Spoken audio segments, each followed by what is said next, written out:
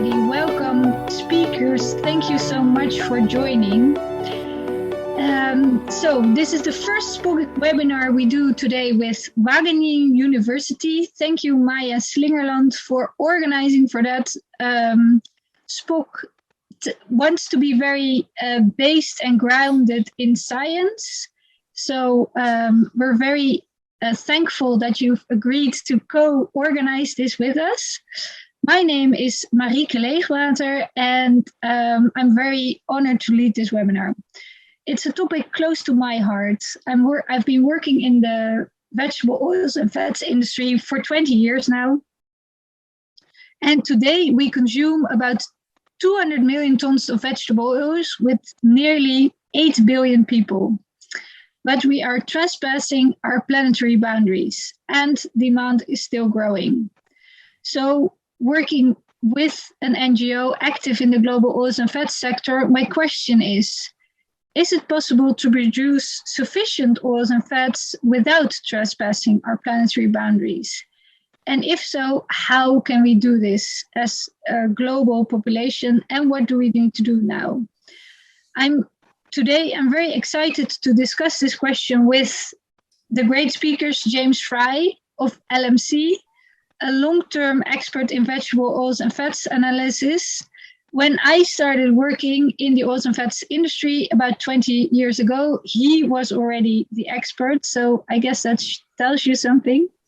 We have Erik Meijert of Bonnier Futures and an expert in planetary boundaries and palm oil.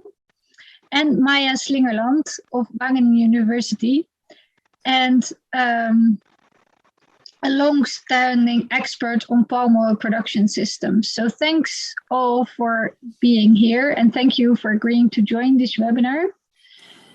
So we're going to dig right in. The SPOC webinars in general are very informal. So all of you can use the Q&A session, the Q&A function. Every speaker will have 15 to 20 minutes of presentation time, and we'll do clarifying questions during the talks and after, up to 20 minutes. And at the end, we'll have 30 minutes for discussions. So the first presentation will be by James on what is the expected demand for vegetable oils on our planet, what can we forecast now. Then we'll go to Erik, who will talk to us about where are these planetary boundaries and how can we make sure we don't trespass them. And then Maya gives us some ideas and solutions on what can be done. So as I said, we can use the Q&A functions. Please go for it. I've asked the speakers in advance. They're very happy to take even questions during their talks. So please don't hesitate to give them in the chat. The session will be recorded, and we may put some snippets on the SPOC website and social media so we can bring it out there. And at the end of the session, you will get this opportunity for informal chat and introductions. So I guess that's it for my introductions. So I won't ask for comments and questions. I'll just ask James. James, if you're ready, I would love to give you the floor at this moment in time and start sharing your screen. You're doing that. Thank you so much. Please take it away. Can you see it now, Marieke? Yes, I can. Okay. Thank you. So thank you very much. I mean, I'll be interested to hear the questions later. What I'm trying to do is stand back a bit and just look at some of the issues raised by the trends in vegetable oils. I hope I'm going to keep it less than 20 minutes because I think the main thing is to have a discussion. So at the moment, this is spontaneously turning through the slides, but let's just look, first of all, at the role of palm oil, because I know many of the people on this call are really interested primarily in oil palm. It used to be that oil palm was the leading growth segment for vegetable oil. But as I say in the text, many pressures, labor shortages, and Malaysia is the real example, rising production costs. This remains a highly labor intensive crop, unlike the annual oilseeds.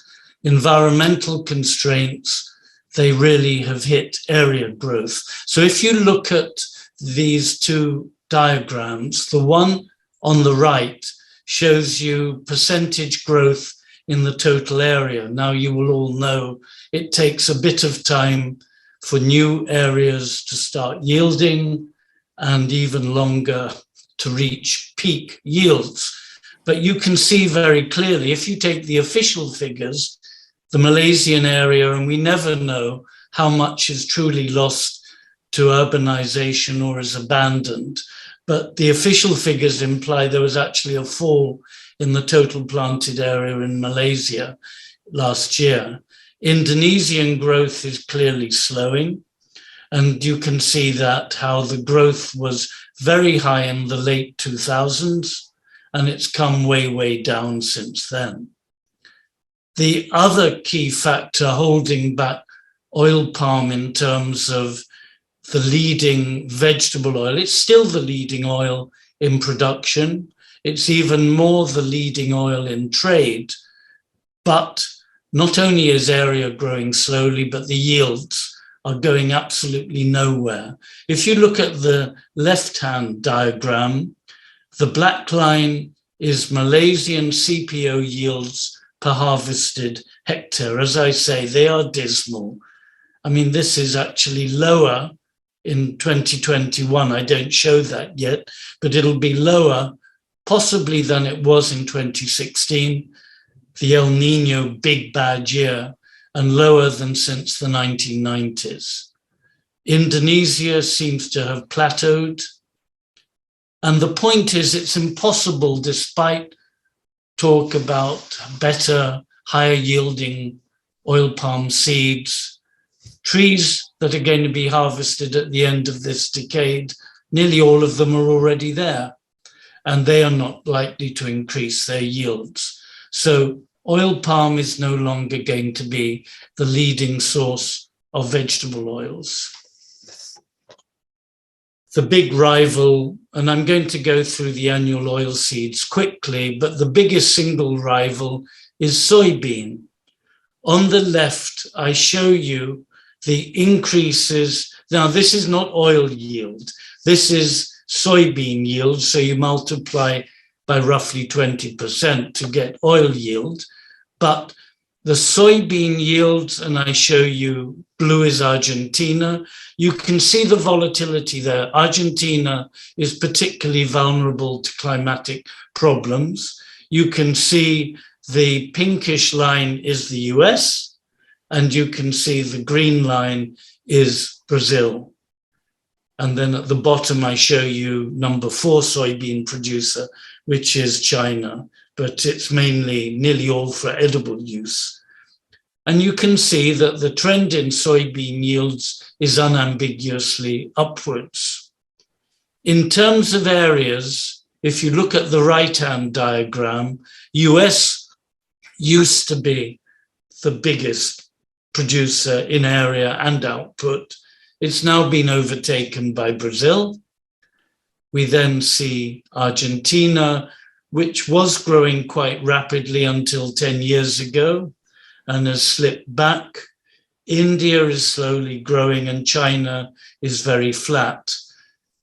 India is essentially for domestic use. It's still an exporter of soybean meal. Argentina is interesting because Argentine soybean farmers have been penalized for ages. They have much higher export taxes than the grains. But even so, they go on typically planting soybeans, but not as eagerly as they did in the past. In Brazil, you've had the boost from the safrinha. The small, it's called small, but it's no longer small. It's the main maize crop, which is double crop with soybeans. So growers of soybeans get the nitrogen, So they don't need the nitrogen for the following maize crop, and they get 2 crops in a year. And that's been the big driver for growth. And what is interesting is on the left diagram, they have not been penalized on yield. They get the best of all worlds. They get 2 crops, they get growing area, and they are still getting increasing yields. So soybean is clearly growing, and I'm sure some of the others of you speakers are going to be mentioning the environmental issues with soybean.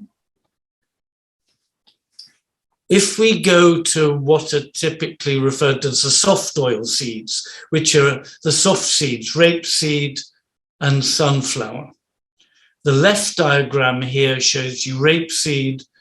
Those of you in North America may still think of it as canola, but they're essentially the same. In blue, you can see the area under rapeseed, which has been growing fairly steadily. The pinkish line is the yield. Again, we see rising yields and growing area. If we look at the right at sunflower, the area has been growing, led by the Black Sea region, Ukraine, Russia.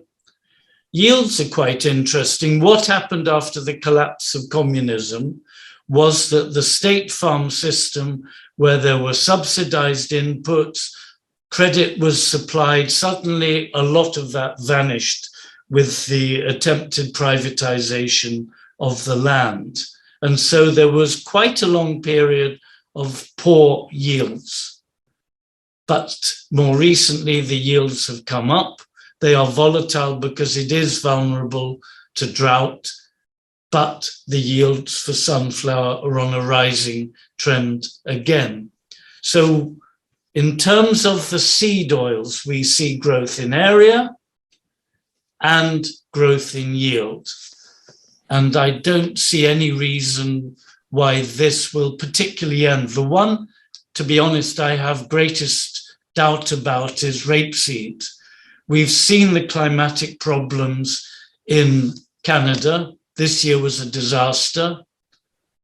We've seen that with global warming, soybean is slowly moving northwards in its boundaries in North America.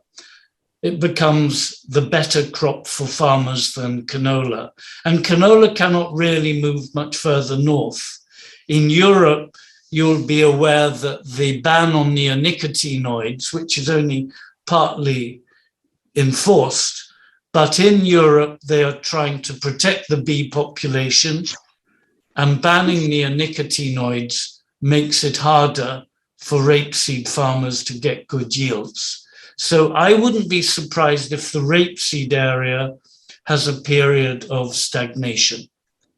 Sunflower, I think, for the time being will still grow, but led very much by Ukraine and Russia. Sorry, I went the wrong way there. Let's turn quickly to demand. I'm trying to show you here past and future growth in demand for vegetable oils. I stress at the top that I am not including the fats, notably animal fat, the waste oils, used cooking oil, that are the favored feedstocks for biodiesel in Europe and the US. So I'm only focusing on the vegetable oils here. The left diagram shows you stacked areas, food, non-food, of which the biggest segment is now biodiesel, but it's not just biodiesel, it's oleochemicals, it's animal feed as well. And I show you with the blue line, the percentage of the demand globally for vegetable oils that is non-food. It's now above 25%. When you project, as I do on the right-hand diagram, you can see that I'm expecting the non-food segment, essentially the biofuel segment, to lead growth. Not only in Europe, although a lot of the European growth, they hope, will not be for vegetable oil. it's going to be essentially led by renewable diesel in the United States, where because of blend walls, the same actually is true in Europe, because of blend walls on how much traditional biodiesel, first generation, fatty acid methyl ester, how much of that you can blend with diesel, there are limits. So if you're going to be using more and more diesel, and in parallel there are blend walls on ethanol for the petrol, the gasoline sector, renewable diesel is going to be the growth sector in biofuels in the US, and that is going to be pulling up eventually demand for vegetable oil, because it's worth noting that it's a zero-sum game in many cases. The more you take out of animal fat, used cooking oil for biofuels, something must replace them in their existing use in oleochemicals, animal feed. And ironically, for the people pushing against the use of palm oil, palm is the ideal oil to fill those gaps. So what does this mean in terms of the likely future growth in output of the main oils, the four main oils, and what will be their shares in world vegetable oil production, just for those four oils? The growth we expect in total vegetable oil demand will be slightly under 2.5% a year. And because of the slowdown essentially in palm, and because of the ability, at least with current policies, for soybean areas to go on expanding, soybean will have the highest area growth, probably on average over 3.5% per annum. The other oils will grow more slowly, especially palm. This will, in total output, push soybean above palm oil.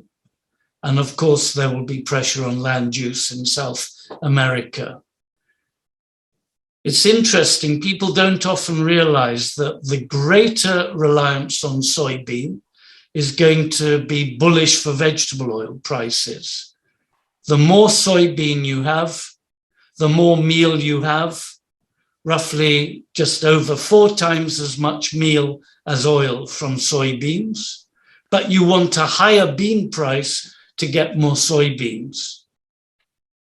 So higher bean price, if the meal is going down, means you have to have a significantly higher vegetable oil price to offset the effect of weakening soy meal prices. So it's going to be bullish for soy oil, for palm oil, for sunflower oil, for rapeseed oil. And to the extent that these are more heavily oil dependent than soybean, it probably will encourage more planting of these other sources of oil. But if you look at the right-hand diagram, you can see in shares of the 4 oils, palm on the left will peak in 2025 and come down. Soybean is the one which is really growing, and it will have overtaken palm by 2035 with over 40% of the total. So with that, I think, thank you very much indeed.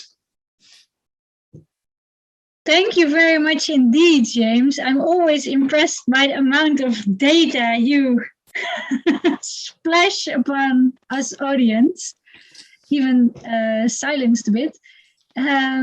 But thank you for being so succinct and so rich in content. I saw in the question or in the chat already one question. Do you expect any change in this scenario from replanting programs in Indonesia and Malaysia?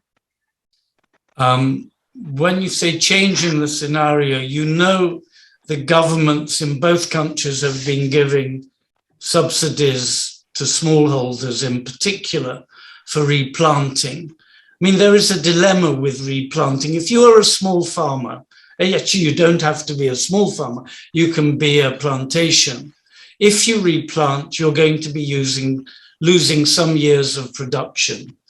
If you look at today's prices, you are losing, even with low yields from overage palm, you're going to be losing a lot of money.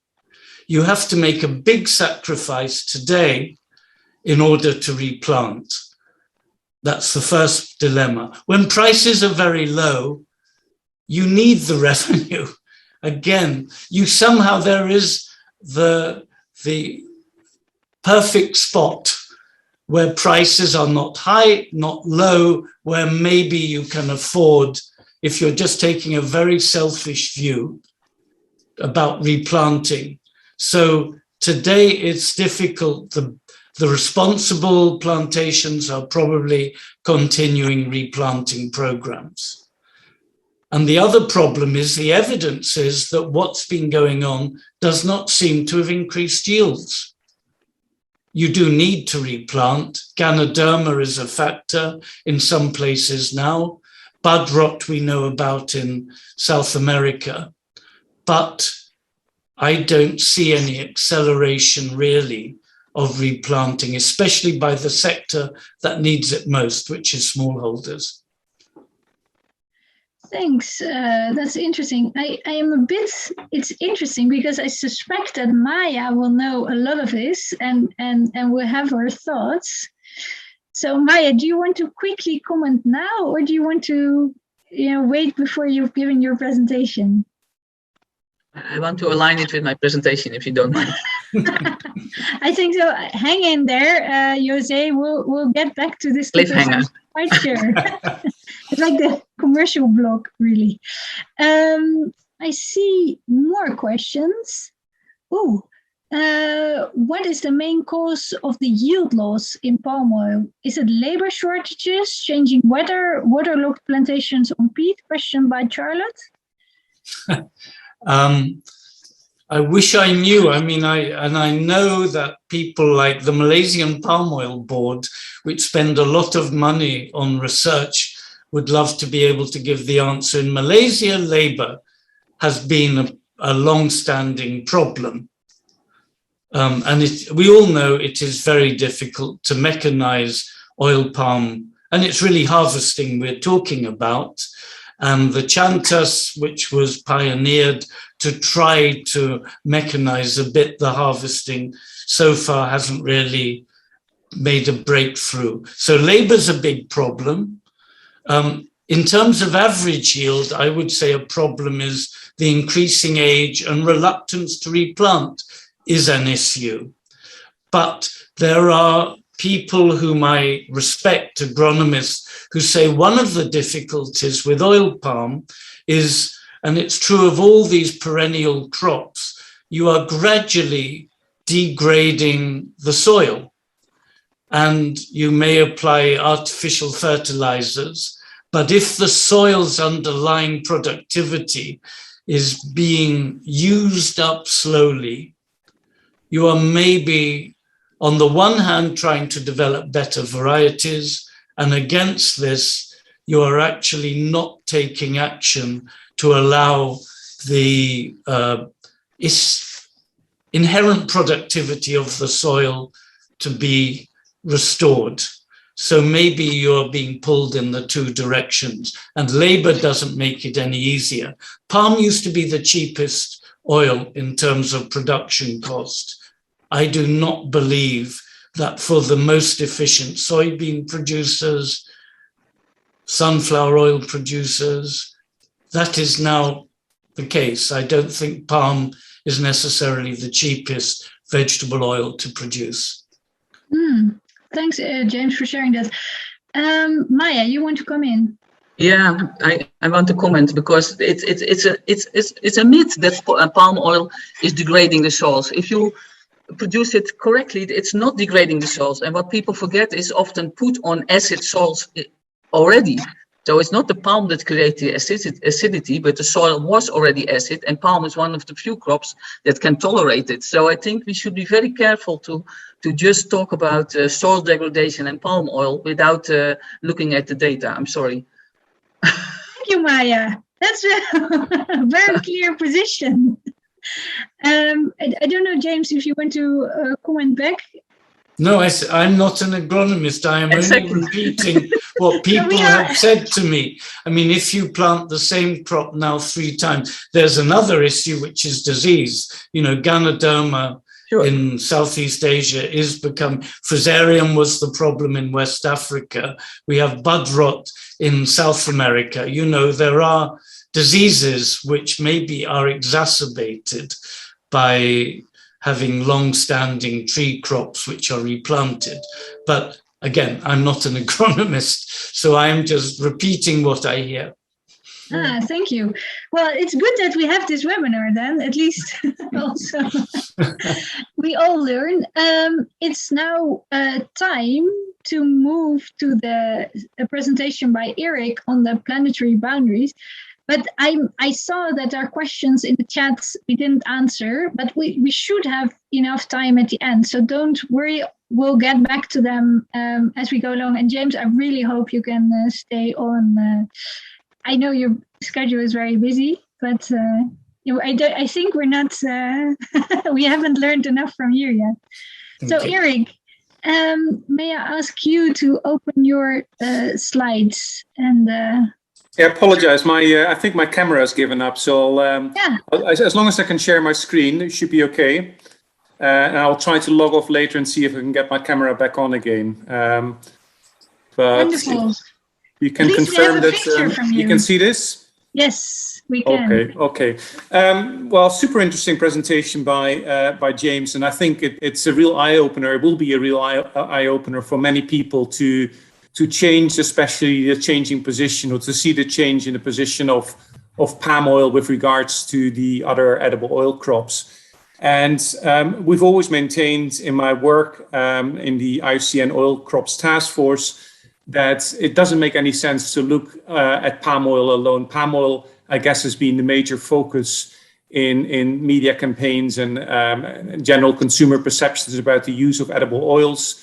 But we do need to look at the other oil crops at the same time because they're to a certain extent interchangeable. And as I will explain during my presentation, it has big impacts on land use. So what I would like to talk about is the impacts and trade-offs in vegetable oil production in the context of planetary boundaries. And this concept, planetary boundaries, has not been around for very long, but it's basically trying to work out across a number of different environmental dimensions what is the safe operating space in which we can function on this planet. And these dimensions include climate change, ozone depletion, ocean acidification, biochemical flows, freshwater use, and others. And the green areas in this figure on my screen are within the dashed lines is the safe operating zone, where some of these dimensions go beyond the green area into the oranges, the light and dark oranges. We're exceeding the planetary boundaries for that particular dimension, basically going into areas where there are opportunities and possibilities of non-linear, very rapid change and very large, potentially catastrophic inputs or impacts on ecosystems and ecosystem services. Now, the three that are really greatly exceeding planetary boundaries are biosphere integrity, land system change, as well as flows of nutrients, primarily nitrogen and phosphorus. And most of those are pushed beyond these planetary boundaries by agriculture. Now, we all know that the number of people on this planet is continuing to go up, and we are all hungry. We like to eat. So there is a predictable growth in demands for food. And the big question is, how are we going to increase the production of food to meet these demands whilst not further exceeding the planetary boundaries or staying within the boundaries to a point where we're going to need to feed some 9 billion people? So I want to talk about that and then zoom in again on the discussion around edible oils. But before getting there, quickly looking at those four planetary boundary dimensions that are already exceeding the current planetary boundaries. Biosphere integrity, this plays out primarily in the developed parts, the agricultural developed parts of the world, including North America, South America, large parts of Europe and Central Asia, Australia, parts of Africa. Then the land system change, where the biggest changes are currently occurring, primarily driven by agriculture, which is highlighted here in yellow in figure B, mostly in the tropics, the Amazon, the Congo, islands and mainland Southeast Asia, as well as northern Russia, northern Europe. That's where the biggest changes are happening in land systems. Then freshwater use, an unsustainable attraction of use of freshwater sources, which not unsurprisingly is related to the drier parts of the world. So the real high-risk areas are the western part of the United States and Central America, the Mediterranean, including the Northern Africa, Central Asia and South Asia, as well as part of China. And then the fourth one, biochemical flows, and especially nitrogen, of course, associated with areas of highly intensive agricultural production, the Central Plains in the Americas, Europe, northern and other parts of India, and China, where there are real concerns about overuse of fertilizers running off into freshwater systems and various impacts that are associated with that. Now, keeping those areas in mind of where the planetary boundaries are already at high or increasing risk, and looking at how that kind of spatially coincides with the production of oil crops. And this is a very simplified map of the main producing areas for the dominant oil crops, including what James already mentioned, soy, of course, oil palm as the two major ones, and then other oil crops like rapeseeds, sunflower, coconut as well, groundnut or peanuts, as well as olive. Soybean, pretty much a crop of the Americas, both North and South America, as well as China. Groundnut, strongly in production in Africa. Rapeseed is a higher latitude crop, northern Canada, northern United States, large parts of Europe, as well as Australia and China. And then sunflower, slightly drier areas, so southern Europe, Central Asia, and of course palm oil in very strongly Indonesia and Malaysia, as well as Western Africa. And you see here that some of the concerns about nitrogen flows coincide with some of the production areas, the soy production areas. The concerns about land system change coincide with the production of palm oil, freshwater issues with, and James Fryer referred to that, sunflower, and concerns about yields there, and so on. Now, to get out of this fix, this is a paper I looked at, Gerten et al. Published last year on feeding 10 billion people while staying within those four critical terrestrial planetary boundaries. One thing that we can try to do, of course, is just reduce the impacts in those four planetary boundary dimensions where we are currently exceeding the boundaries. So by addressing biosphere integrity, reducing land system change, reducing extraction of fresh and use of fresh water, and reducing nitrogen flows. What they will do is it will decrease production. It's a nice thing to think about, but basically we'll end up being only able to feed around 3.4 billion people, which is far less than the number of people in the world. So that would be a real concern.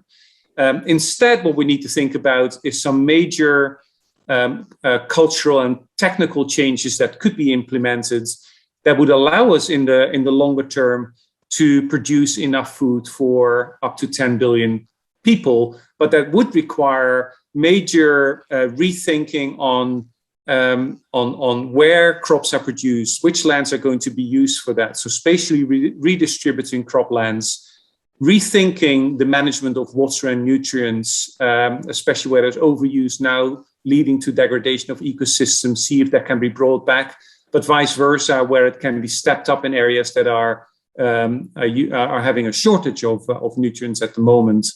Addressing yield gaps, and James already referred to that works out differently for the different oil crops.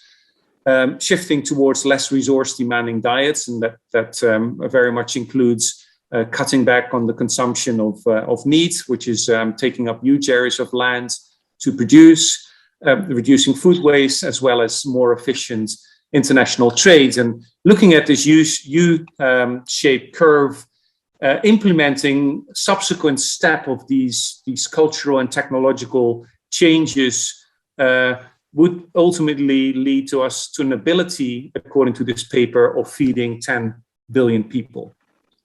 It will require some major changes. So this is the same U-shaped picture showing on the left what would happen if we just try to bring our current systems within the exceeded planetary boundaries.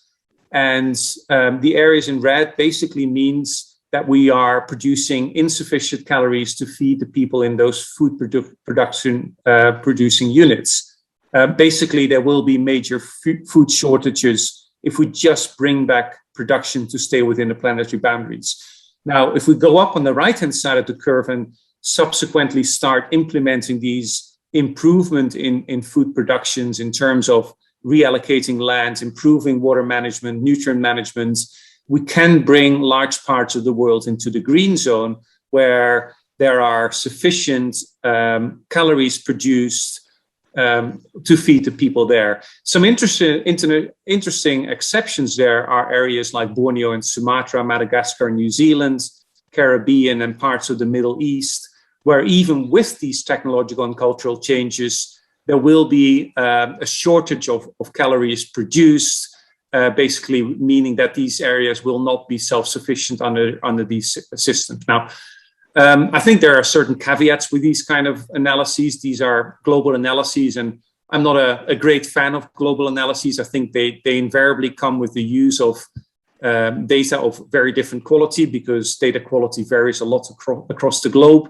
So I think you need to take this with a slight grain of salt, but I think overall the patterns are thought-provoking.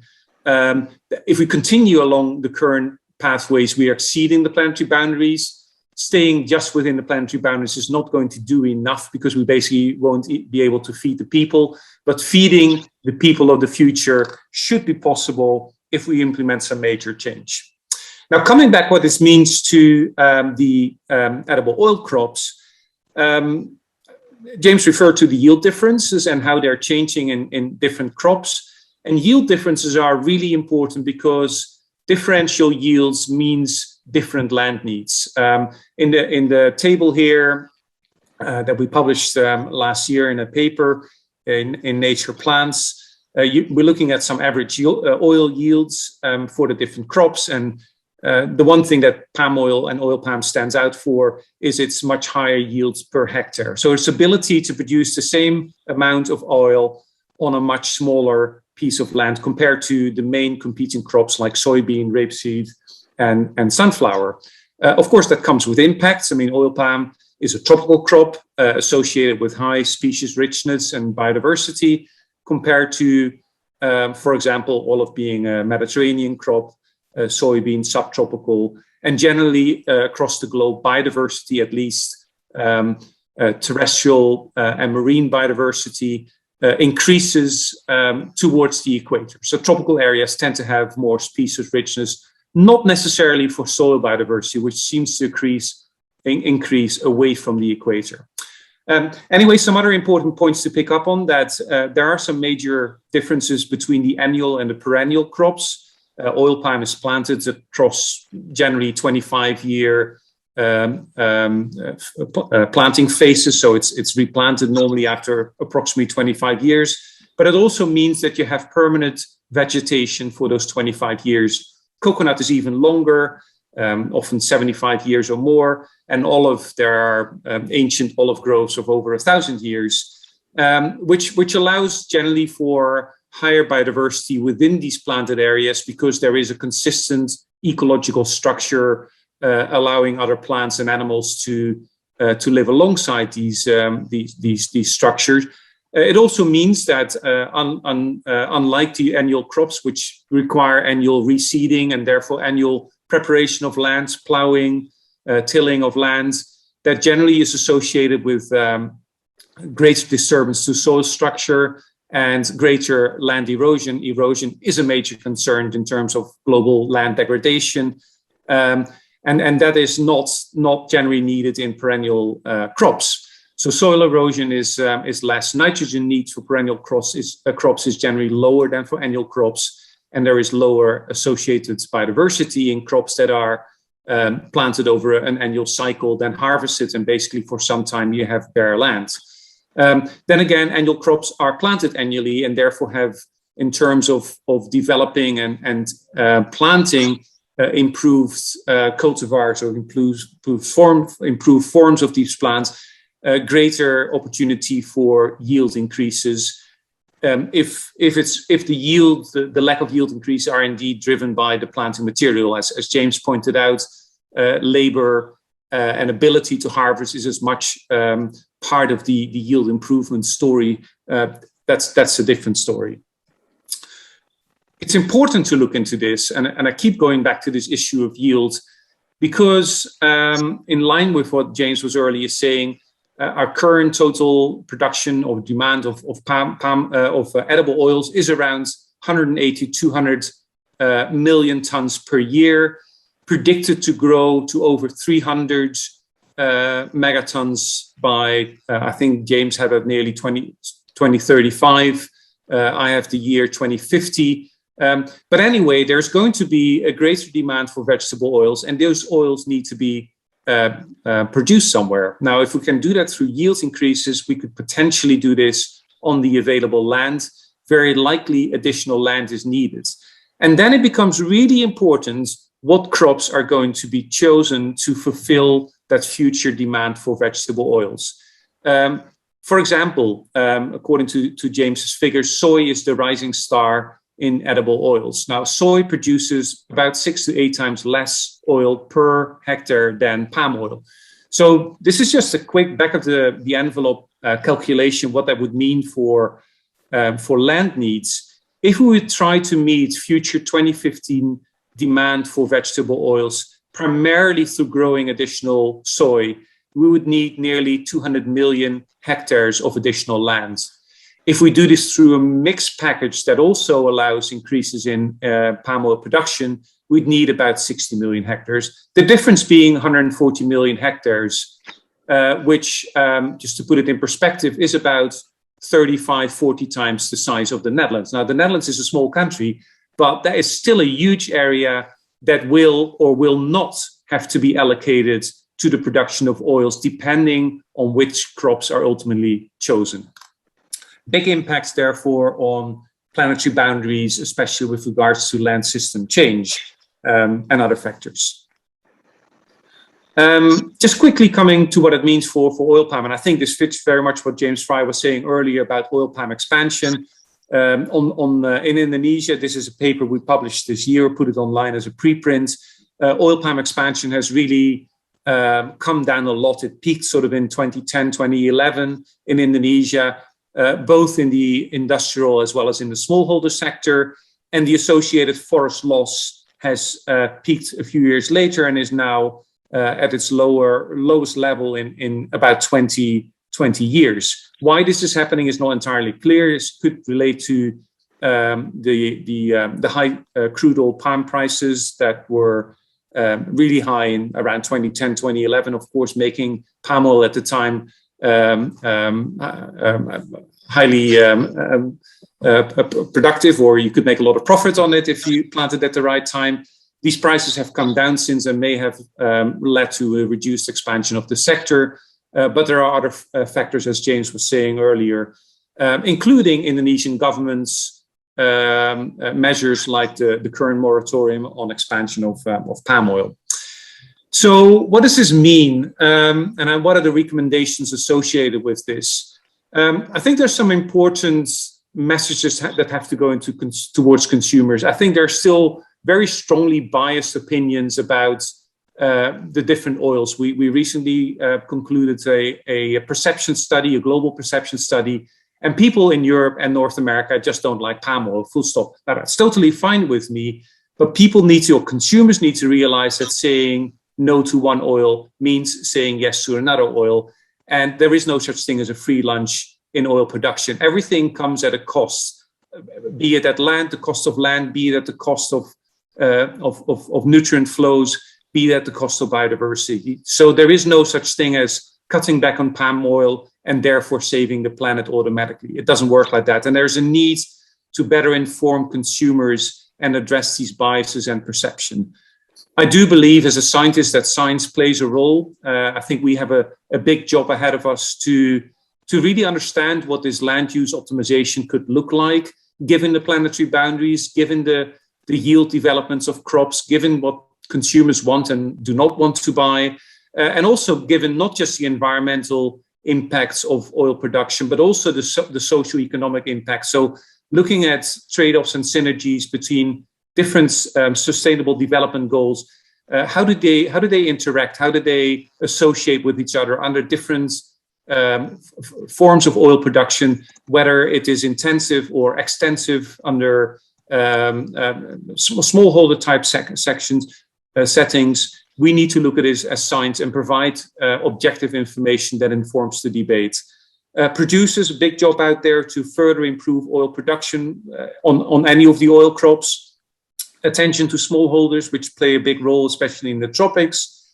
More sustainable practices, avoiding any further forest loss or any loss of natural ecosystems, including the more open sort of forest types in which soy is expanding in southern Brazil and northern Argentina.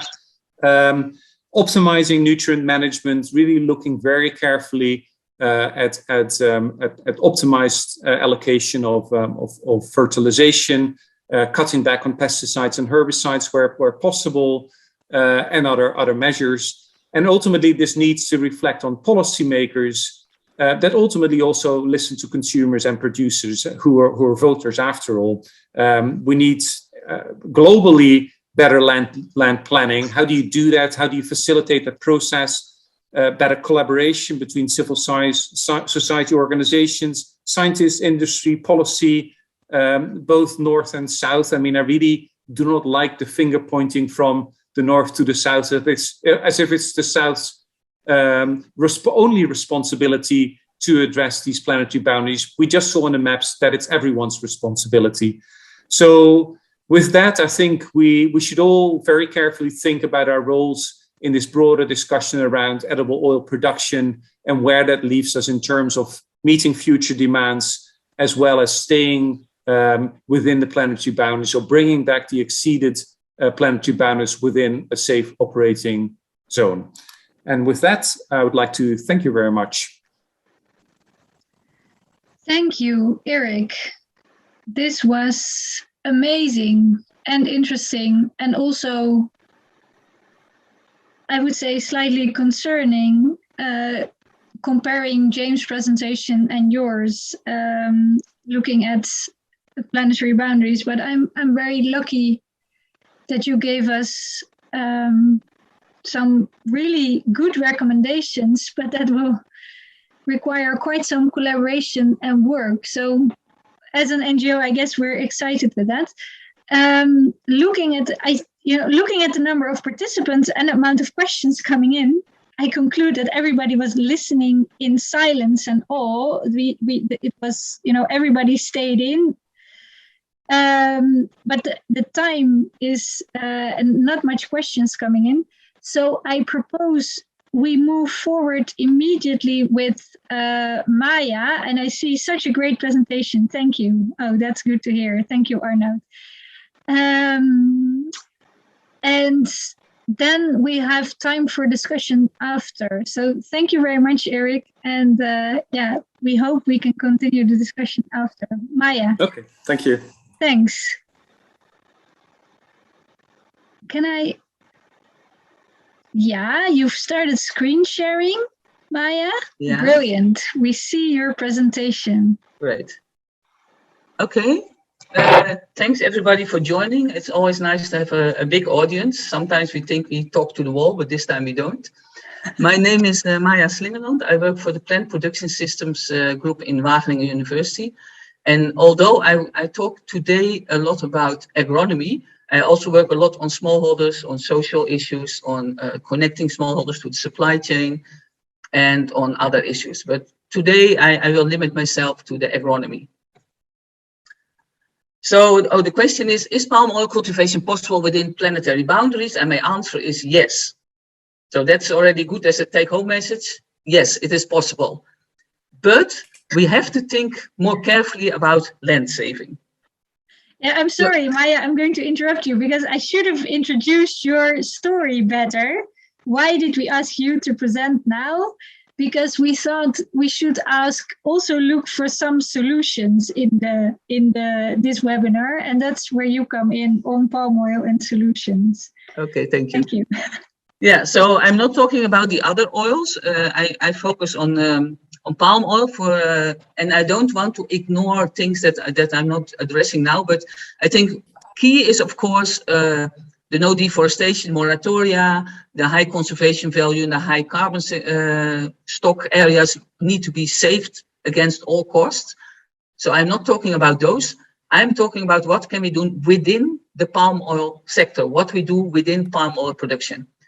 And then in 2019, the Indonesian government launched a roadmap. And I know policies change all the time, but we saw this roadmap and we thought, can we calculate whether they are right or wrong? So Indonesia said we want to produce more palm oil in 2035 because of an increased demand. And that fits with the prior presentations where increased demand was shown, and they wanted to go for 41 million tons CPO in 2018 to 60 million tons in 2035. So is this possible within planetary boundaries? And we started a huge study, including researchers from Indonesia, the Indonesian palm oil sector, but also the Indonesian Agency for Agricultural Development and Research, with the University of Nebraska and the University of Wageningen. And the result is in the paper by Monzon et al., but I will give you a short overview. So we look at 3 different scenarios. The first scenario is business as usual. What if we want to reach those 60 million tons by continuing as we did in the past? So it means we have expansion proportional to the past on peat and replacing forest. And then we have another scenario in which we say, if we look at the potential yields, and that is with given varieties, plant varieties, we're not talking about improved varieties, we're talking about what's on the field now. If we look at the maximum yield that we can reach, it would be about 30 tons per hectare. But we have currently 19.7 and 15.3 tons per hectare for large plantations and smallholders. So what if we bring all those yields up to the potential yield? And the third scenario is intensification plus targeted expansion. And we say we do a modest increase in yield, only to 22.5 tons per hectare of oil, of fresh fruit bunches. And we allow expansion only on low carbon areas. So not on peat, not on forest, but also not on places where there is food produced. So we have these 3 scenarios. And below you see in the colors, you see the pink one is business as usual. And the left picture is land use, oil palm area. And you see if we continue business as usual, we increase tremendously the area under oil palm, of which quite a big part is high carbon. If we do the intensive scenario, it means we stay on the existing area. We don't expand at all, but we need to go to 30 tons per hectare. So the area stays the same. And if we go to a modest intensification to 22.5 tons of FFB per hectare, and we expand in non-carbon, non-high carbon areas, you see we have a modest area increase. And this is the increase from 2018 to 2035. But planetary boundaries have to do also with carbon sequestration and with CO2 emissions. So if we go to the right-hand slide, we see if we do business as usual, we have for 2018 to 2035, we have almost 800 extra million tons of CO2 emissions, which is huge. And I'm sure that Erik would not be very favorable of that one. If we would increase our yield to 30 tons per hectare on the existing area, allowing zero expansion, we would still have an additional greenhouse gas emissions because we use more fertilizer. And if we would do the third scenario, in which we have a modest increase in yield per hectare, but we allow some expansion, but you see it's a small expansion compared to the area, it's about 3 million hectares. If we allow this expansion on low carbon areas, then we have a very, very low extra emission. And the reason is that on these low carbon areas, oil palm will sequester carbon. If you have low carbon areas and you put palm on it, it will capture carbon. So if we do the blue scenario, we will save 2.6 million hectares of forest and peatland compared to the business as usual. And we will save 732 million tons of CO2 emissions compared to the business as usual. So in my perspective, it would be a very good idea to intensify where possible and to expand in some low carbon areas, not on peat, not on forest land, and not on land where food is produced currently. So the conclusion is that Indonesia can supply this increased demand if they choose that scenario. And there are also a few co-benefits, because if you save land, you save biodiversity. If you have more yield per hectare, you may have more income for the producer. And if you don't go into peat or in forest land, you may also increase buyer acceptability of the palm oil that is produced. For this small intensification, we would need 1.25% yield increase per hectare, but for all the hectares, which is possible in many other crops. And we come to it, how to do that. But this implementation will be a challenge, of course, and also globally, Indonesia is not the only place where we have oil palm. We also have to see how it would look in other places. So therefore, we say we need complementary or additional options, and that are integrated systems. So integrated systems, they are characterized by overlapping land use. And you see here that it is existing already. So you see here pineapple, you see here banana, you see here groundnut. It's also in 3 different countries, Indonesia, Malaysia, and in Sierra Leone. But you can also think of adding cattle to the area to graze. And that will also save you a lot of herbicides, because the cattle will eat wheat, so you don't need to spray. And is this possible? Yes, it's possible. The first 4 years after planting, you can do intercropping. And from 7 years after planting, you can do livestock grazing. And that is because the livestock will eat else the leaves of the palm.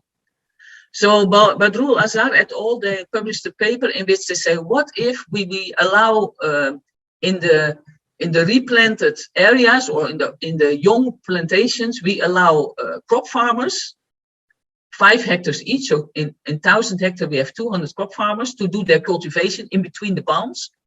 And what if we do in the older plantations of 7 years after planting and older, cattle farmers, and we can have 8 cattle farmers per 1,000 hectares and about 30-35 animals per cattle owner. And this all has been recalculated too. This is all possible. So what would happen then? First of all, the oil palm yield will not be negatively affected. So we'll have the same amount of palm oil yield per hectare, if we add the crops or we add the livestock. And that's quite important, because the benefits will then be in avoided deforestation. And worldwide, it will lead to 1 to 2% less deforestation, which is perhaps not really shocking. But in Peninsular and Borneo, Malaysia, it will be 10 to 23% less deforestation needed. And in Sime Darby plantations, it would be worldwide 4% less deforestation.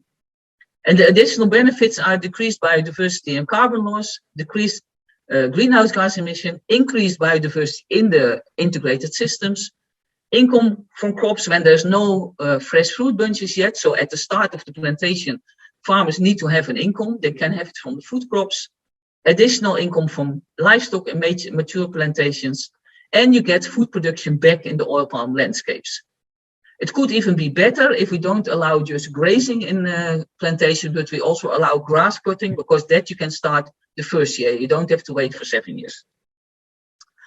You could also do permanent intercropping, which means for 25 years. That is a different story. If you do permanent intercropping, you have to change your system. You can do a double row avenue system, for instance, with black pepper or cassava, which means you put your palms closer together. You have the same amount of palm trees, but closer together. Or you can do agroforestry or home gardens. But in most of those systems, you have either less trees, less palm trees, or you have them closer together or closer to another crop, which leads to lower yields than monoculture. So these systems, permanent intercropping, have lower yields than monoculture, which means that if you want to fulfill the same demand of oil, you need more land. And the question is then, which land are we going to use for that? Marike will be surprised, but I put this in anyway. A third way to save land is to do more with the biomass. You see here that only 10% of the biomass of oil palm is oil, and all the rest is other products. So if we make more things of these other products, we may also save land. Because you don't need land to cultivate these other products. And an example we work on is with Walter Elbersen, and we work on harvesting starch from the trunk that has to be removed during replanting. So what we do, we have 5.3 tons starch in the trunk, and this amount of starch will save 1 hectare of palm, will save 0.8 to 1.6 hectares of land cultivated with cassava. So the idea is, if you have not only oil, but you also use other byproducts, other biomass, for instance, the starch from the trunk, you also save land, because else you had to produce that starch by cassava. So what would we need it for those 3 options? First of all, we need certainly agricultural extension to oil palm producers on good agricultural practices to increase yield per hectare and to work properly with integrated systems. We need affordable fertilizer of adequate composition. It's really a big problem that a lot of fertilizers are not correct in their composition. That leads to a lot of environmental damage and also to a lack of yield, expected yield. So we need better fertilizer and affordable, else farmers will not invest. I agree with Eric and also with the others that land use planning is key. You need to zone, you need to see where are your low carbon stock areas, and those might be planted with oil palm. You can think of a gradient of agroforestry closer to protected areas and to have monoculture further away. But key to us is that we need to think about land saving as a sustainability criterion in the investment portfolios, in the certification systems, and in the trade, because the benefits of land saving is both in carbon sequestration or in carbon preventing carbon loss and in biodiversity loss. So you have 3 examples, 3 advantages in one go. And finally, we shouldn't only address cultivation, but also processing. Thank you. I think we need the best of both worlds. Thanks, Maya, and thanks for being stubborn and on your own path. I love people who are stubborn and challenge the authority. So thank you. So we have 23 minutes for a lot of questions. I love to dig in with you. And then afterwards we have the chat. So I'm going to start at top, I think. And I guess, the one who shouts first gets the floor. So the question, I guess, to all of you, do you know if the growth in these crops is opportunistic or is it driven by known demand? So producers know they have a near certain market. James, do you want to comment on this? Yes. Okay. Farmers respond to prices. When you say opportunistic, if it's an annual crop, you make a decision when you buy the seeds, when you clear the land, when you plow. In Europe, if you've harvested wheat, you already start thinking about rapeseed and the rotation. I don't know if you call that opportunistic. What crop do you plant in your rotation cycle? Ditto in Black Sea with rapeseed, with sunflower. The soybean maize trade-off in the US is very well known. You know, farmers typically grow both, but the amount of each depends very much on price signals. And in the US, the banks are encouraging farmers not to take too much risk, and they have to hedge some of their prices for the following crop. So the banks know they get repaid and the farmers know that they have the revenue. So is that opportunistic? I really don't know. In the case of oil palm, you have to say people are speculating. They have no idea what the prices will be when the trees start yielding, which means oil palm is an act of faith. The other crops are less so. They are, maybe you call it opportunistic. Thanks. Well, maybe added to that, there is a lot more risk in oil palm. I mean, you basically decide to go for oil palm, you'll need to wait for at least 3 years, possibly 4, until you have any idea whether your investment will pay off. So basically, you need to know the price from year 4 onwards after you made a major investment in establishing a plantation, which especially, I guess, for smallholders is a real risk. I mean, there's a lot of crop choices to be made, and if you decide for palm oil, that locks you in for many years to come. If it works out, it's great. If it doesn't, you're stuck. Yeah, and what is also important is that when you invest in palm this year, your effect will be, your maximum effect will be in 3 years' time. So if you have a current plantation and you put fertilizer today, you'll have an effect next year, but the best effect and most effect you'll have the year after. So what you see also that investments, they have to also be taken on a long-term basis, even if the crop is already there. It's not like with maize, you do it this year, you have this year return. But we tried with 1,200 farmers in Indonesia in 6 places, and we found already in year 2 they had a benefit. They had a net benefit in terms of income when you deduct the cost of fertilizer and better practices, etc. And they also had up to 33% more yield, and that are independent smallholders. So I think there's huge scope with the existing planting material to work on a longer time frame to make this a beneficial enterprise. Thank you, Maya. That's helpful. That's for the Solidaridad agenda, also very helpful, actually. I saw another question with quite some votes. Hi, Eric. Why would the northern part of Europe be at risk for change? Question by Daphne Hameteman. I'm trying to recall what change that would be. I mean, the major issues in Northern Europe are probably on biochemical flows with regard to the planetary boundaries, and it's not a discussion I know super well, but I do know that, for example, in the Netherlands we have a massive nitrogen problem that is a major political headache and a major source of conflict with the agricultural sector who are being told to cut back in production. So we need to cut back on the number of animals on the land and really fix our agriculture.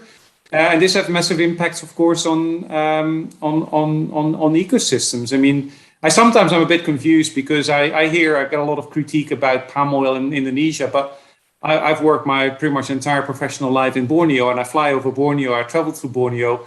I see a lot of palm oil, but I also see a lot of forests. I mean, Borneo is 50% forest covered. We tend to forget that.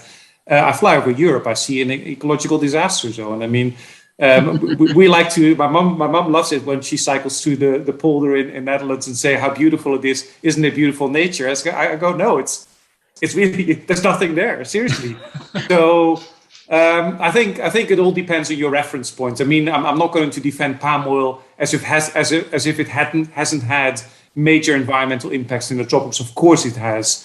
But we do need to see things in a sort of more global perspective as well, and especially if it's about these land needs. I think Europe has some major challenges in terms of ecological restoration that we're not picking up. It's not just one side of the coin where we need to avoid further degradation of natural ecosystems, primarily in the tropics. It's also on the other side where we need to fix what we've broken ourselves.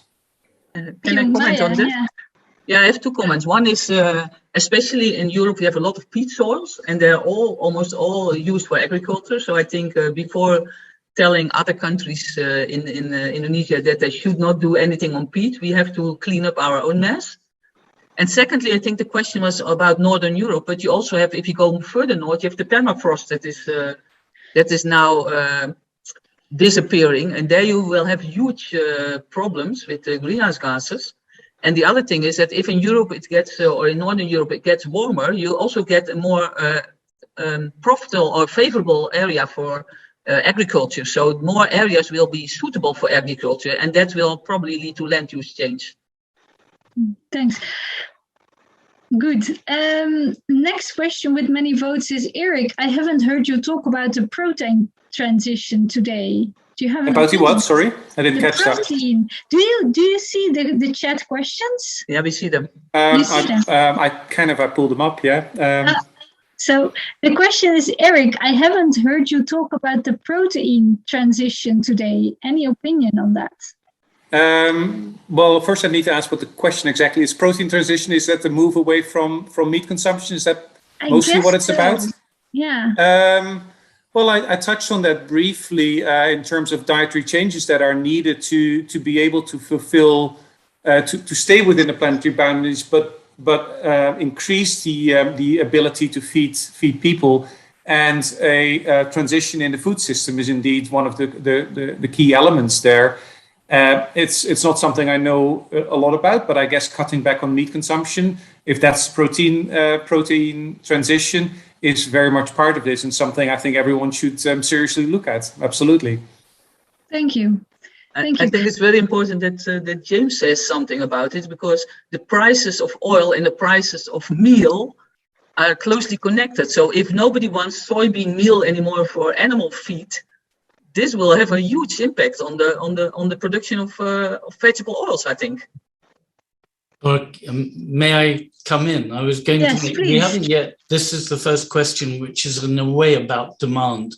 I mean, first of all, in fact, Maya is correct, of course. But even without that, I did say if soybeans going to have to pick up the growth in vegetable oil demand, then we need a lot more soybeans, but more than 4 times extra tonnage of meal, which the world doesn't really demand, and therefore the meal price will fall. But we need, don't forget the logic, if we need soybean oil to fill the gap, it has to rise by more than enough to compensate the bean farmers for the fall in the meal price. And every $1 fall in the meal price means you need just to be level about $4.50 rise in the oil price, and that will benefit all vegetable oils.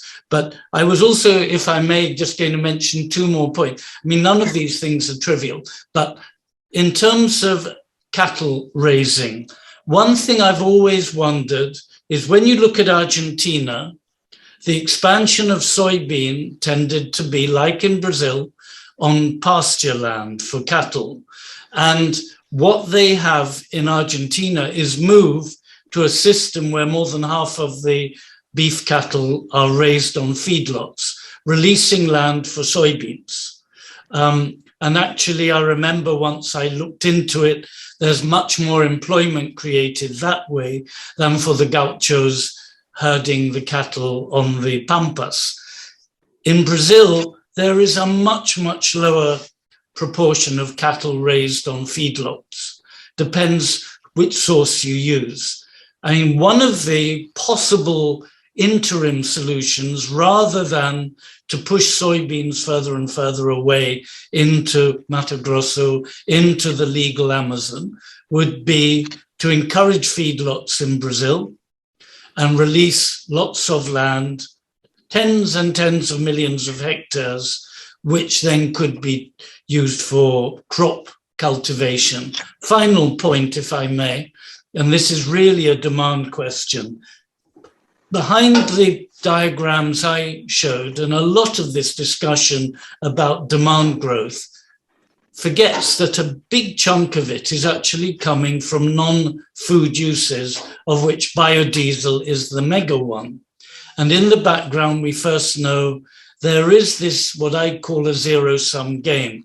Governments go out of their way to encourage what they call waste feedstocks. Is tallow a waste? No, it's a feedstock for fatty acid. It's a feed and it's used in various other uses. If you don't use tallow there, palm will fill the gap. So to some extent, I don't think the policymakers really see the indirect consequences, but it does raise always in my mind, how are the targets for biofuels determined?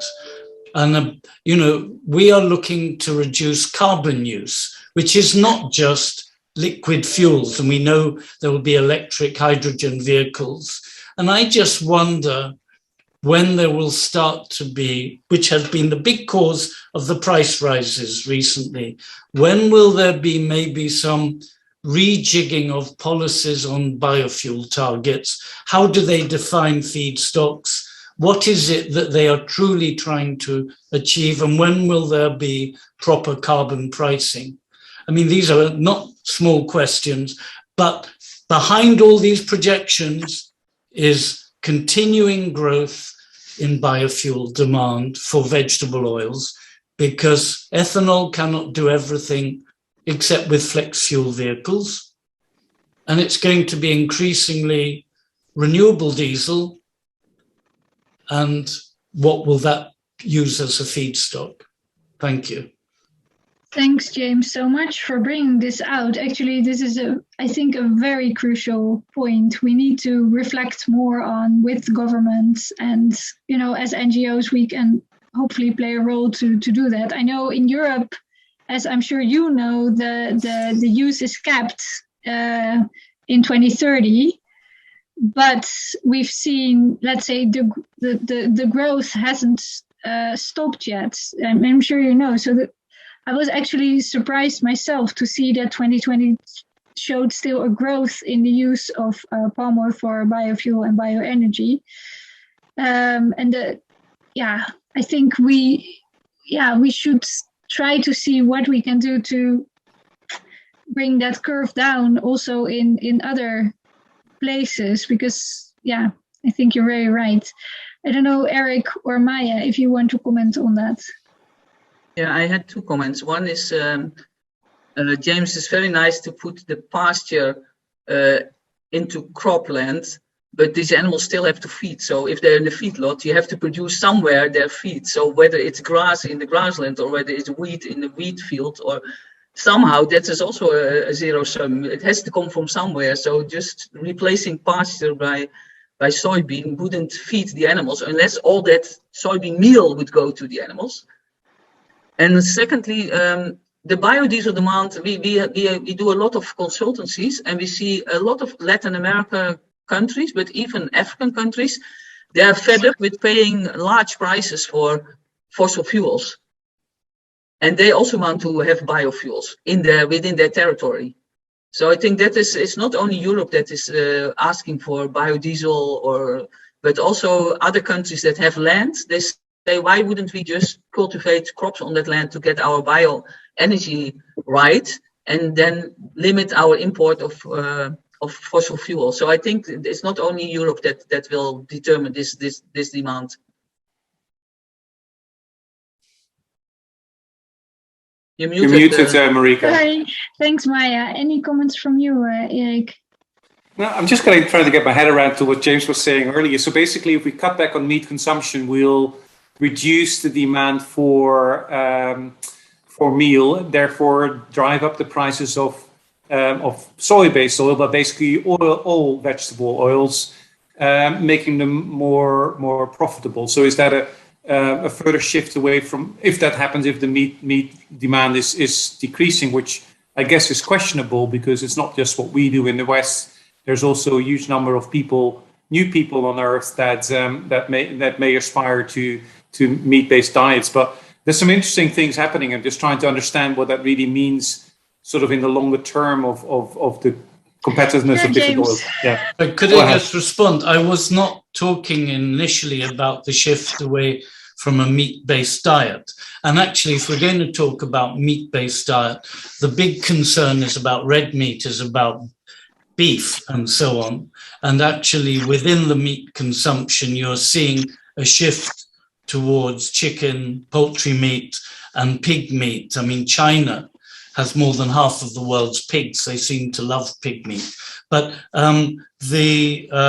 so I don't think and those are the ones that use soybean meal, by the way, not the cattle, Exactly. except some dairy cattle. So the issue is, if we don't have palm oil to meet the growth, a chunk of which is being created by biofuels, then what's going to be the next best alternative oil able to expand on a large scale? And that is soybean. But the soybean comes with lots of meal without very much oil. And you've got to get rid of the meal. It's got to price itself into the market. Now, it may be able to price itself into meat-free, protein-heavy foods, maybe. But the soybean, and it can replace fish meal, we hope, in aquaculture, all the rest. But the cheaper soy meal, with the need to get farmers to grow more soybeans, means that the oil price has to rise by so much that you end up with a higher bean price. But the higher oil price is transmitted to every vegetable oil, not just soybean oil. So, James, looking at this, what makes you forecast that that soy oil will actually grow and grow over palm oil? What makes you how do you forecast that, based on what? Because the answer is that as long as, food demand will trundle along and grow slowly. There is, however, on top of this, and I don't see an immediate change in policies, on top of this, there is government demand for biofuels. And I would disagree with Maya a bit. Biofuels are not cheaper than fossil fuels. Today, any biofuel producer and who is a vegetable oil producer would actually, from a foreign exchange point of view, be able to earn more money exporting a ton of biofuel and importing more than a ton of fossil fuels, because biofuels are expensive today because vegetable oil prices are very high. So anyhow, that's maybe getting a bit sidetracked. But no, the key point is, as long as we have biofuel demand rising, this is creating a demand for vegetable oil. And I come back, if you look at electrification, if you look at hydrogen vehicles, at first it's going to be in the petrol segment, it's in the passenger cars, the smaller vehicles. To electrify the heavy vehicle fleet is not impossible, but if you're looking, it happens just outside my office here. We have a company in our group that does a lot of, it is focusing on vehicles, and they are projecting electric vehicles coming along. But in the meantime, it's diesel demand that will be the remaining stronger sector of fuel demand. And when you get beyond the blend wall, which is B7 in Europe, it's B5 in California, the only biodiesel you can use and keep the engine warranties is renewable diesel. You don't have any choice, So it's partly policy driven, but this policy I do not see being challenged. Thank you. I realize we're coming to the close of the time of the formal webinar. I have many questions left. I feel not a very good host, but the stuff we did discuss was very interesting. I want to close with a round of final comments, and then, if possible, with a focus on what would you recommend European actors to do, having heard the above discussion, and what do you think? What changes can we make from Europe? That's a question I would like you all to comment on. And what we will do is, after we've done this round, we'll ask all the participants who want to join in the chat. There we do a whole open session. I don't know how many people will join that, but then those who have, let's say, the open questions, hopefully can remind them, and hopefully we can use some time to discuss them there, because I do see that they're very interesting and I don't know. So herewith, I would say ladies first. Maya, what would you recommend European consumers, authorities, companies? Okay, for consumers, I would recommend to take the sustainable soy and the sustainable palm oil, because they pretend to be not grown with deforestation. So I think that is a good step as a consumer. I would not ban palm oil and then take another oil, because we saw that you get this, all these oils are mixed up in the same market. So you create more problems probably than you will solve. For governments, I do agree that biodiesel is still useful, but I hope there would be a cap on biodiesel worldwide, because I don't think we need to have much more land use for energy. We should solve that with better renewable energies. Which other actor were you? The industry. The industry and the certification systems, I think they should really go for less land use, and not just for palm, but also for the other crops. And we are currently starting a study on all the vegetable oils, on the different their contribution to the SDGs, but also on the land use issues and how we can improve them. So not just the current systems, but also the improved systems to calculate through. I think you should keep us posted. Yeah, we will. Thank you. Over to Eric. I think we all should keep in mind that these are very complex problems that we barely start to understand. I think there's a lot of dynamics there, economically, socially, environmentally, these planetary boundaries. And I sometimes think that people want simple answers. And I always like to quote Henry Louis Mencken, who once said that for every complex problem, there is an answer that is clear, simple, and wrong. And I do think we tend to forget about that complexity. People want black. That's why this whole debate around edible oils is so polarized, and there's so little nuance. And I think without that nuance and understanding trade-offs and really finding deep down what this complexity is about and how do we address it, the simple answers are not going to get us there. And that goes from consumers to policymakers, and it gives a role to the scientists and other people that investigate these issues to come up with some answers that help us address that complexity.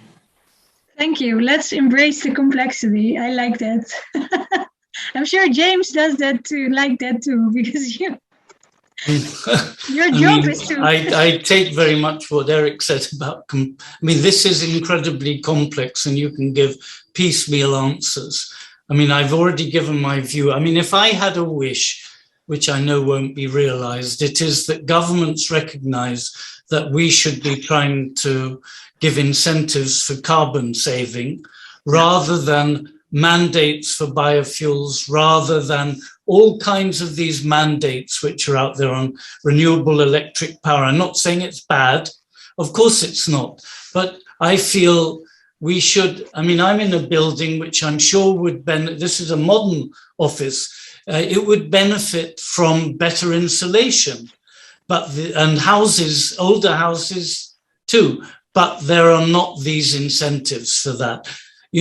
Better building codes help, but anyhow. So in a sense, we should try to harness the market in terms of achieving what we all want, which is to save the earth, reduce global warming. In terms of palm, which I know is the focus for this, I do think that to some extent, the big desire has to be mechanization of harvesting.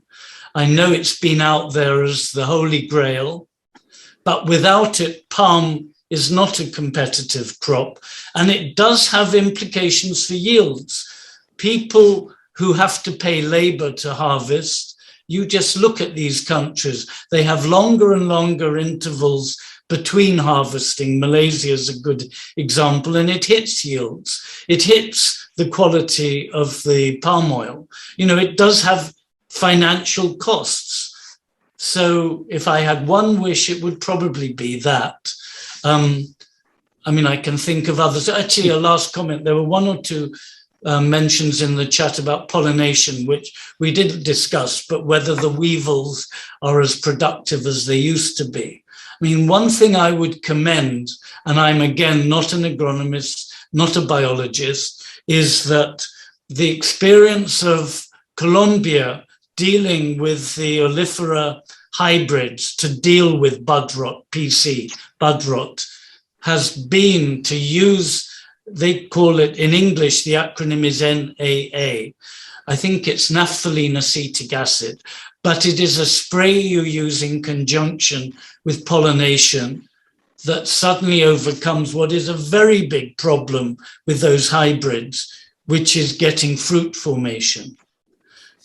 Maybe there are lessons that could be transferred to other oil palm producers to deal with what is always said to be a growing problem in the background for oil palm production. There we are. There are a few wishes.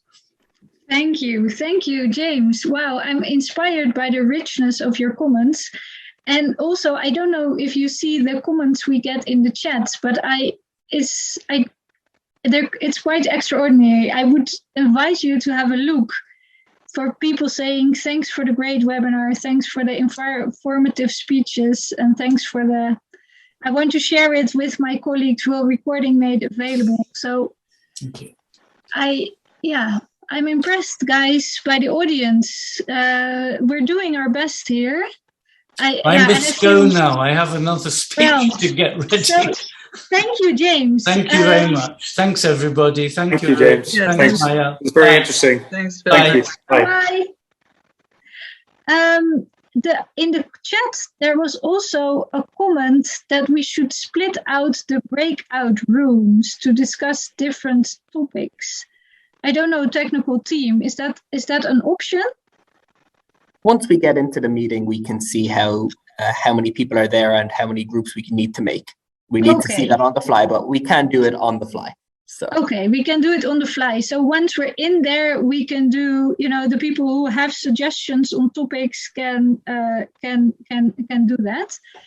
With that, I would like to close this this part of the webinar. Thanks again to the great speakers for sharing your wisdom.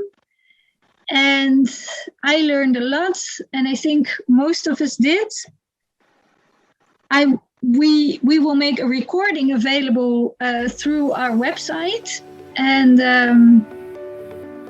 maybe do some clips via social media as we do from SPOC, the Sustainable Palm Oil Choice Initiative. Thanks also in particular Maya for making Wageningen the co-organizer. I think we should evaluate, and hopefully the people at Wageningen will see this also as a success, and maybe as a one follow-up.